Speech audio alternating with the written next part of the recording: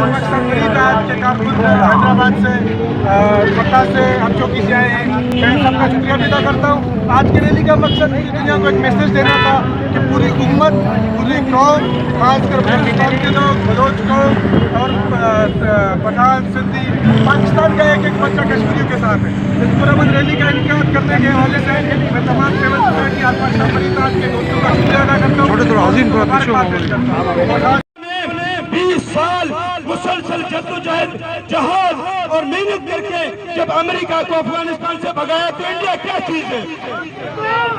کشمیر بنے گا، کشمیر بنے گا جب ہم افغانستان سے امریکہ کو بھگا سکتے ہیں.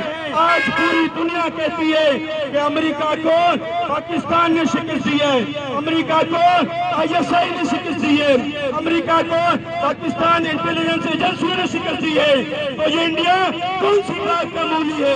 انڈیا سدھر جا، نہیں تو تیرے روس کی طرح 7 ٹکڑے ہوں گے، یا تو انڈیا کشمیر کی طرح تیری معیشت تباہ ہوگی. مسلمان تا قیامت تک جہاد سے نہ پیچھے ہٹے ہیں اور نہ انشاءاللہ ہٹیں گے.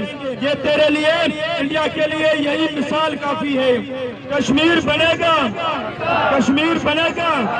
میں اپنے تمام دوستوں، صحافی اور میڈیا کے دوستوں کو، اپنے سوشل ورکر ٹیم کو، تمام دوستوں کا شکر گزار ہوں. اب انشاءاللہ ہماری ریلی یہاں سے جائے گی گھاروں.